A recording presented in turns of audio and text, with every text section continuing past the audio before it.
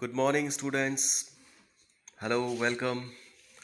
Myself, Professor Vinay Bharadwaj, and today हम बात करेंगे स्पर्मेटोजेनेसिस के बारे में। स्पर्मेटोजेनेसिस, शुक्र जनन। इससे पहले वाले वीडियो में हमने बात की थी गैमीटोजेनेसिस के बारे में, युग्मक जनन के बारे में। And today we are going to discuss about spermatogenesis, because earlier हमने देखा था कि गैमेटोजेनेसिस युग्मक जनन की प्रक्रिया वो दो प्रकार की होती है, स्पर्मेटोजेनेसिस एंड oogenesis। तो स्पर्मेटोजेनेसिस मेल इंडिविजुअल में होती है ये प्रोसेस, और oogenesis की प्रोसेस होती है फीमेल इंडिविजुअल्स के फीमेल गोनेट्स में ये प्रोसेस होती है। तो स्पर्मेटोजेनेसिस की प्रक्रिया मैमल्स के रेफरेंस में यदि हम बात करेंगे, स्तनधारियों के रेफरेंस में बात करेंगे, तो उनमें जो मेल गोनेट्स हैं, मींस जो टेस्टिस हैं, उन टेस्टिस में सेमिनिफेरस ट्यूब्यूल्स होती हैं। उनके अंदर सेमिनिफेरस ट्यूब्यूल्स के अंदर ये स्पर्मेटोजेनेसिस की पूरी कंप्लीट प्रक्रिया स्टार्ट होती है। और यहाँ पर हम ये देखते हैं कि स्पर्मेटोजेनेसिस की प्रक्रिया के लिए टेम्परेचर और एनवायरनमेंट की कंडीशंस ऑप्टिमम होना बहुत ज़रूरी है। जैसे कि विटामिन्स और अदर न्यूट्रिएंट्स की कमी से ये एडवर्सली इफ़ेक्ट होती है, या टेम्परेचर के बढ़ जाने से भी ये एडवर्स इफ़ेक्ट होती है। इस वजह से जो टेस्टिस होते हैं मैमल्स में, वो बॉडी से बाहर होते हैं ड्यू टू वो मेंटेन करते हैं बॉडी टेम्परेचर जो एवरेज होता है 37 डिग्री सेल्सियस अराउंड। तो इतना टेम्परेचर डिज़ायरेबल नहीं होता है स्पर्मेटोजेनेसिस के लिए। अप्रॉक्स 1 to 8 डिग्री सेल्सियस का टेम्परेचर कम चाहिए होता है, इसलिए ये जो मेल गोनेट्स हैं वो बॉडी से बाहर होते हैं। और उनमें जो सेमिनिफेरस ट्यूब्यूल्स वो यूनिट हैं, वहाँ पर स्पर्मेटोजेनेसिस की प्रोसेस होती है। इसे शुक्र जनन कहते हैं, और इस प्रक्रिया के द्वारा नर युग्मकों का, मेल गैमीट्स का निर्माण होता है। यहाँ पर हम देख पाते हैं कि जो सेमिनिफेरस ट्यूब्यूल्स हैं, उनकी जो बेसमेंट मेम्ब्रेन है, वो बेसमेंट मेम्ब्रेन में बहुत सारी जर्म सेल्स होती हैं, और वो जर्म सेल्स में आगे पहले माइटोटिक डिवीज़न होता है, समसूत्री विभाजन होते हैं, और उन समसूत्री विभाजनों के द्वारा ये जर्म सेल्स की संख्या बढ़ती जाती है, और आगे फिर इन जर्म सेल से जो है स्पर्मेटोगोनियल स्टेम सेल्स का निर्माण होता है। और ये stem cells,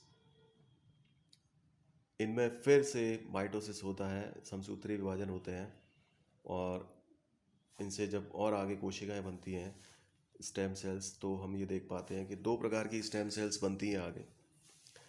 stem cells type A cells और stem cells type B cells. तो ये दो टाइप की स्टेम सेल्स बनती हैं, और इनमें जो ए टाइप की स्टेम सेल्स होती हैं वो जो नष्ट होने वाली स्टेम सेल्स होती हैं उनकी संख्या की क्षतिपूर्ति करती हैं, जबकि बी टाइप की स्टेम सेल्स जो होती हैं वो आगे और मॉडिफाई होकर के और प्राइमरी स्पर्मेटोसाइट बनाती हैं। तो हम ये समझ सकते हैं कि ये स्पर्मेटोजेनेसिस की प्रक्रिया को, या शुक्र जनन की प्रक्रिया को हम देखें तो we clearly see that spermatogenesis एक प्रोसेस है जिसके द्वारा अगुणित स्पर्मेटोजोआ विकसित होते हैं। और ये जो अगुणित स्पर्मेटोजोआ, जिन्हें हम जनरली स्पर्म्स भी कहते हैं, या हम इन्हें स्पर्म सेल्स भी कह सकते हैं, लेकिन बहुत अच्छा टेक्निकल वर्ड इसके लिए रहेगा स्पर्मेटोजोआ। तो स्पर्मेटोजोआ का निर्माण होता है और जर्म सेल्स के द्वारा निर्माण होता है इनका, जो, और ये हम समझ गए हैं कि जो जर्म सेल्स होती हैं वो सेमिनिफेरस ट्यूब्यूल्स के अंदर उसकी बेसमेंट मेम्ब्रेन पर अटैच होती हैं। और ये जो सेमिनिफेरस ट्यूब्यूल्स होती हैं इसकी ल्यूमन में अगर अब इसका क्रॉस सेक्शन लगा के देखें तो हम ये देख पाते हैं कि ये जो पूरी पूरी कंप्लीट प्रोसेस है स्पर्मेटोजेनेसिस की, तो वो उसकी अलग अलग फेज़, अलग अलग स्टेप हमें दिखाई देते हैं कि जो एकदम न्यू सेल्स होती हैं वो बेसमेंट मेम्ब्रेन के नज़दीक होती हैं, उससे एडजेसेंट होती हैं, अटैच्ड होती हैं, और जो मैच्योर होती जाती हैं सेल या आगे जो more differentiated cells are oriented towards the lumen of the seminiferous tubule, वो ल्यूमेन की तरफ होती है और वहाँ वो डिसेमिनेट होती जाती हैं। तो हम ये देख पाते हैं कि पूरी प्रक्रिया जो होती है वो स्टार्ट होती है एक प्रकार के माइटोटिक डिवीजन्स के द्वारा, जो कि होता है स्टेम सेल्स में, और ये स्टेम सेल्स लोकेटेड होती हैं बेसमेंट मेम्ब्रेन के नज़दीक। और ये जो स्टेम सेल्स हैं इनका जो हम टेक्निकल नेम देखें तो ये होता है स्पर्मेटोगोनियल स्टेम सेल्स। और अभी हमने बात की कि ये स्पर्मेटोगोनियल स्टेम सेल्स दो प्रकार की होती हैं, टाइप ए और टाइप बी। तो टाइप ए सेल्स तो एक तरह से हम ये कह सकते हैं स्टेपनी का काम करती हैं, या जो स्टेम सेल्स की नंबर को बढ़ाना है तो उसमें उनको रिप्लेनिश करने का काम, उसके पुनर्भरण करने का कार्य करती है। जबकि टाइप बी स्टेम सेल्स जो होती हैं वो आगे इस प्राइमरी स्पर्मेटोसाइट्स में कन्वर्ट होती है। The mitotic division of these spermatogonial stem cells produces two type of cells. Type A cells replenish the stem cells and type B cells differentiate into primary spermatocytes. तो primary spermatocytes में बदलती हैं type B cells, type B stem cells. और यहाँ पर हमें ये ध्यान रखना है कि स्टेम सेल्स की प्लॉइडी डिप्लॉयड है, और ये जो प्राइमरी स्पर्मेटोसाइट्स बनती हैं इनकी भी गुणिता, इनकी भी प्लॉइडी डिप्लॉयडी होती है, ये भी, इनमें भी नंबर ऑफ क्रोमोसोम्स 2n होते हैं। The primary spermatocyte divides meiotically. तो यहाँ पर अब जब प्राइमरी स्पर्मेटोसाइट थोड़ा सा अलग डिफरेंशिएट होकर के हमें दिखाई देती है और बन जाती है, 2n होती है, तो उसमें फर्स्ट मियोसिस होता है। यहाँ पर मियोसिस होता है, अर्धसूत्री विभाजन होता है, और we know very well that meiosis, उसमें दो स्टेप होते हैं, मियोसिस फर्स्ट और मियोसिस सेकंड। मियोसिस हमेशा दो स्टेप में ही होता है, meiosis first and meiosis second. और जो मियोसिस फर्स्ट होता है वो एक प्रकार का रिडक्शनल डिवीज़न होता है, जबकि मियोसिस सेकंड होता है वो एक प्रकार का इक्वेशनल डिवीज़न होता है। क्योंकि मियोसिस फर्स्ट के रिजल्टेंट में या फलस्वरूप number of chromosomes daughter cells में मदर सेल्स के कंपैरेटिव में आधी रह जाती है, जबकि मियोसिस सेकंड एक प्रकार का इक्वेशनल डिवीज़न ही होता है। हम ये कह सकते हैं कि जस्ट लाइक उसका जो पैटर्न होता है वो माइटोसिस के जैसा ही होता है, नंबर ऑफ क्रोमोसोम्स सेम रहता है। तो यहाँ पर जो पहली बार मियोसिस फर्स्ट होता है वो प्राइमरी स्पर्मेटोसाइट्स में होता है, और प्राइमरी स्पर्मेटोसाइट डिवाइड होती है मियोसिस फर्स्ट के द्वारा मियोटिकली, और उससे बनती हैं दो सेकेंडरी स्पर्मेटोसाइट्स। तो अब हम समझ जाएंगे कि यहाँ पर जो सेकेंडरी स्पर्मेटोसाइट्स बनेंगी उनकी प्लॉइडी हैप्लॉइड होगी, उनमें नंबर ऑफ क्रोमोसोम्स अब आधे हो चुके हैं। Each secondary spermatocyte divides into 2 equal haploid sperm. अब देखिए, तो ये जो सेकेंडरी स्पर्मेटोसाइट है ये हैप्लॉइड होते हैं, और फिर इन सेकेंडरी स्पर्मेटोसाइट में मियोसिस सेकंड होता है, जो एक प्रकार का माइटोसिस ही होता है, और each secondary spermatocyte divides into 2 equal haploid स्पर्मेटेड्स bye meiosis second.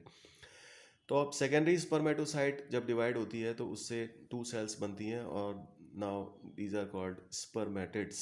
अब हम इन्हें स्पर्मेटिड्स कहते हैं।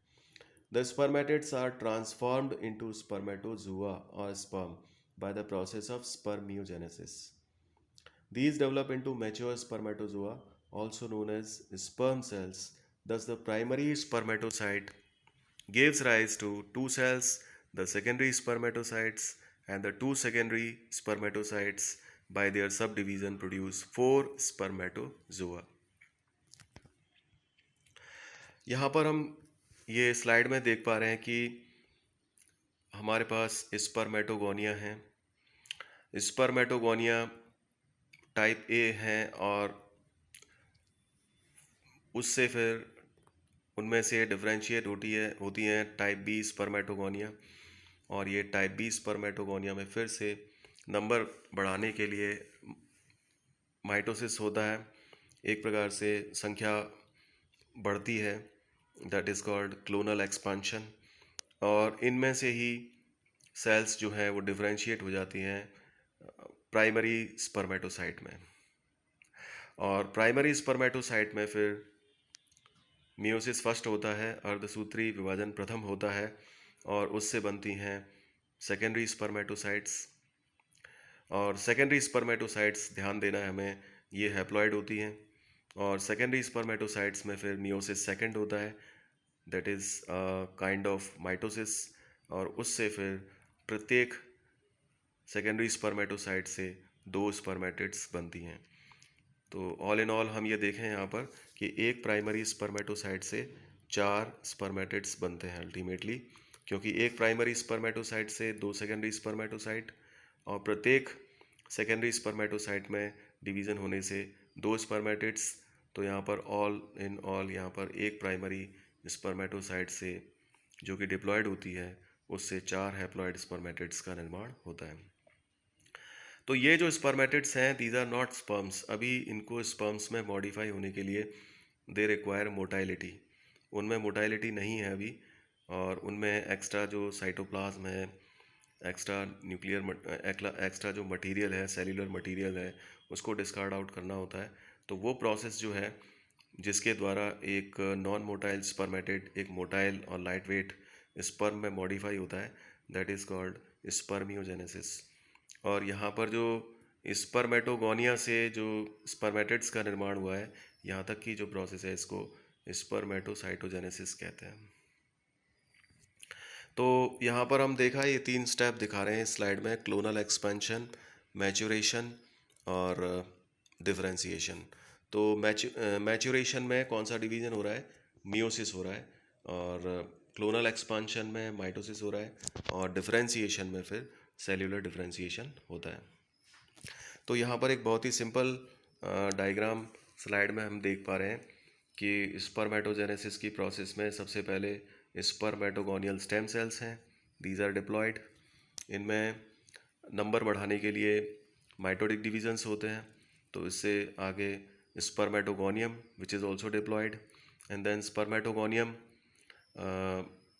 can also increase the number by mitotic divisions, and some of them um, modify into primary spermatocyte which is also diploid, and this primary spermatocyte undergoes meiosis first. As a result, there is a production of 2 secondary spermatocytes. These are haploid. These secondary spermatocytes undergo meiosis second, and each SS secondary spermatocyte gives rise to 2 spermatids. So in total we get 4 spermatids which are haploid but non-motile. And these haploid non-motile spermatids undergoes the process of differentiation, and during this differentiation, we know Sertoli cells provide nutrients to them, and these non-motile haploid spermatids are converted into motile sperm cells और spermatozoa. यहाँ पर भी slide में हम देखेंगे, सबसे पहले spermatogonium 2n mitosis से प्राइमरी स्पर्मेटोसाइट 2n, और प्राइमरी स्पर्मेटोसाइट ग्रोथ फेज। तो primary spermatocyte 2n, meiosis, DNA replicated before division, 2 secondary spermatocytes which are haploid, meiosis second, DNA not replicated before division, 4 spermatids, and then spermatids undergo spermiogenesis for the production of functional sperms which are also haploid. तो हम ये देखें यहाँ पर कि कौन कौन से मेजर इवेंट्स होते हैं in the life cycle of sperm. तो सबसे पहले यहाँ पर हम ये भी देख लें कि जो हमारा टेस्टिस है, जो मेल गोनाड है, जो टेस्टिस है, उसके कौन कौन से पार्ट में क्या क्या होता है। तो हमने देखा था कि सबसे पहले सेमिनिफेरस ट्यूब्यूल्स ही होती हैं जहाँ पर ये प्रोसेस स्टार्ट होती है। तो स्पर्मेटोगोनिया और प्राइमरी स्पर्मेटोसाइट, ये सेल्स बेसल कंपार्टमेंट में, और सेकेंडरी स्पर्मेटोसाइट्स एंड स्पर्मेटिड्स के निर्माण तक ये एड ल्यूमिनल कंपार्टमेंट में, और स्पर्मेटिड्स का डिफरेंशिएशन होकर के स्पर्मेटोजोआ जो रिलीज़ होते हैं, ये रिलीज़ होते हैं ल्यूमेन की तरफ सेमिनिफेरस की। तो मेजर इवेंट्स में स्पर्मेटोजेनेसिस, जिसमें कि पहले माइटोसिस देन मियोसिस, स्पर्मियोजेनेसिस एक टाइप का डिफरेंशिएशन, जिसमें कि जो स्पर्मेटिड होती है वो डिफरेंशिएट हो जाती है एक मोटाइल स्पर्म में, जिसमें कि क्लियरली हम देख सकते हैं हेड भी होता है, मिड पीस भी होता है और टेल भी होता है। और फिर ये जो स्पर्म होता है इसमें फर्टिलाइजेशन की एबिलिटी डेवलप होती है, that is known as capacitation. और यहाँ पर हम देखें कि स्पर्मेटोजोआ का जो लाइफ स्पान है, प्यूबर्टी थ्रू लाइफ और प्रोडक्शन काफ़ी हैवी संख्या नंबर में होता है, 30 × 10⁶ per day, 60 to 75 days for sperm production required, 10 to 14 days transport towards epididymis, and 20 to 100 million per milliliter of ejaculate इनकी नंबर ऑफ स्पर्म्स होती है। तो यहाँ पर हमने स्पर्मेटोजेनेसिस की प्रोसेस को देखा। थोड़ा सा हम बात करें कि इसका जो हार्मोनल कंट्रोल की बात करें तो हम ये देख पाते हैं कि हार्मोनल कंट्रोल पिट्यूटरी ग्लैंड है, और टेस्टिस जो कि मेल गोनैड है उसके अंदर 2 टाइप ऑफ सेल्स हम जानते हैं, सटोली सेल्स और इंटरस्टिशियल सेल्स। और इंटरस्टिशियल सेल्स और also known as Leydig cells. तो ये जो लेडिक सेल्स हैं या इंटरस्टिशियल सेल्स हैं, ये टेस्टोस्टेरॉन सीक्रेट करती हैं, प्रोडक्शन करती हैं, जो कि मेल सेक्स हार्मोन है और which is required for this whole process. उसकी अनुपस्थिति में ये क्रिया हिंडर होती है, बाधित होती है, संभव नहीं है। तो सटोली सेल्स भी, इनका भी बहुत महत्वपूर्ण कार्य है। ये सबसे महत्वपूर्ण, तो ये जो डेवलप होती हुई जो स्पर्म्स होते हैं इनको अटैचमेंट, आलंबन प्रदान करती हैं, उनको पोषण देती हैं, न्यूट्रिशन प्रोवाइड करती हैं। इसके अलावा ये जो सटोली सेल्स होती हैं ये एक विशेष प्रकार का hormone ABP, androgen binding protein, इसको रिलीज़ करती हैं। और ये एंड्रोजन बाइंडिंग प्रोटीन रेस्पॉन्सिबल है कि वो टेस्टोस्टेरॉन को, ये जो प्रोसेस हो रही है और ये जो डिफरेंट काइंड ऑफ सेल्स हैं इनके आसपास बनाए रखता है, क्योंकि वो टेस्टोस्टेरॉन की कंसंट्रेशन ये सेमिनिफेरस ट्यूब्यूल में उस जगह होना अत्यावश्यक है जहाँ पर ये पूरी प्रोसेस हो रही है। ऐसे तो टेस्टोस्टेरॉन ब्लड में भी इसकी कंसंट्रेशन होती है, लेकिन यहाँ पर सेमिनिफेरस ट्यूब्यूल्स में ये हाईली कंसंट्रेटेड होता है और वो आवश्यक भी है। और इस क्रिया के लिए उत्तरदायी है एंड्रोजन बाइंडिंग प्रोटीन, जो कि उसको पकड़ के रखता है टेस्टोस्टेरॉन को, और उसकी कंसंट्रेशन को, ये जो क्रिया जहाँ पर हो रही है पूरी स्पर्मेटोजेनेसिस की, वहाँ पर बनाए रखता है। देखिए, सटोली सेल्स जो हैं वो इनिबिन भी सिक्रीट करती हैं, और इनिबिन एक हार्मोन है जो कि फॉलिकल स्टिमुलेटिंग हार्मोन की कंसंट्रेशन को प्रभावित करता है। ज़्यादा मात्रा में यदि इनिबिन रिलीज़ हो जाएगा तो फॉलिकल स्टिमुलेटिंग हार्मोन की कंसंट्रेशन डाउन हो जाएगी, उसकी सांद्रता कम हो जाएगी। तो ऐसे करके एक फीडबैक इफेक्ट के द्वारा और इस पूरी प्रोसेस को नेगेटिवली भी इफेक्ट कर सकती है। तो हमने देखा कि यहाँ पर मुख्य रूप से जो हार्मोनल इफ़ेक्ट है इसको जो कंट्रोल कर रहा है, एक तो पिट्यूटरी ग्लैंड है, और पिट्यूटरी ग्लैंड से फॉलिकल स्टिमुलेटिंग हार्मोन रिलीज़ होता है और वो वहाँ पर एक्ट करता है बेसमेंट मेम्ब्रेन पर, और वहाँ पर स्पर्मेटोगोनिया का प्रोडक्शन और आगे वो प्रोसेस स्टार्ट होती है। इसी में यहाँ पर जो सेमिनिफेरस ट्यूब्यूल है उनकी विसिनिटी में उनसे एडजेसेंट लेडिक सेल्स होती हैं या इंटरस्टिशियल सेल्स होती हैं जो टेस्टोस्टेरॉन हार्मोन का प्रोडक्शन करती हैं। और ये जो हमारी सटोली सेल्स हैं, ये जो हमारी सेमिनिफेरस ट्यूब्यूल्स हैं, इनमें जो बेसमेंट मेम्ब्रेन है यहाँ पर सटोली सेल्स होती हैं, और ये सटोली सेल्स भी are responsible for the overall nutrition of the developing stages of sperm, and they also secrete androgen binding protein which is responsible for to maintain the concentration of testosterone around the developing spermatogonia। तो इसके अलावा testosterone का एक और महत्वपूर्ण कार्य है कि वो मेल सेक्स हार्मोन है and is responsible for the development and maintaining the secondary sexual character in males in mammals. तो इस प्रकार हम देखते हैं कि ये हार्मोन्स, ये पूरी जो स्पर्मेटोजेनेसिस की प्रोसेस है इसको रेगुलेट करते हैं। तो यहाँ पर हमने देखा कि जो स्पर्मेटोजेनेसिस है दैट इज़ शुक्र जनन इसे कहते हैं। और यहाँ पर हम ये देखें तो ओवरऑल यहाँ पर इसके तीन इसमें फेजेस होती हैं। एक तो है, सबसे पहले तो संख्या बढ़ती है, फिर ग्रोथ होती है, और फिर मैच्योरेशन होता है, और फिर आगे वो डिफरेंशिएट होता है। तो यहाँ पर मल्टीप्लिकेटिव फेज़ और ग्रोथ फेज़ और मैच्योरेशन फेज़, तीनों फेज़ होती है यहाँ पर। और ऐसे ही हम आगे देखेंगे oogenesis में भी तीन फेज़ होती हैं, मल्टीप्लिकेटिव फेज़, ग्रोथ फेज़ और मैच्योरेशन। और यहाँ मैच्योरेशन में हमें ध्यान रखना है कि मियोसिस होता है एनिमल्स में। मैच्योरेशन प्रोसेस जो है स्पर्मेटोजेनेसिस की, डेफिनेटली उसमें मियोसिस होगा, because without meiosis number of chromosomes आधी नहीं हो पाएगी। और अगर ऐसा नहीं होगा तो इस गैमीट्स में हैप्लॉइड नंबर यहाँ नहीं आ पाएगा। तो इसलिए यहाँ पर मैच्योरेशन में मियोसिस होता है, जिसके द्वारा क्रोमोसोम्स की नंबर गैमीट्स में आधी हो जाती है। यहाँ एक चीज़ और है कि एक तो हम पढ़ते हैं पूरी, जो इसका टेक्निकल नेम है स्पर्मेटोजेनेसिस है। तो स्पर्मेटोजेनेसिस में दो इसके सब डिवाइड कर देंगे, तो स्पर्मेटोसाइटोजेनेसिस और दूसरा स्पर्मियोजेनेसिस।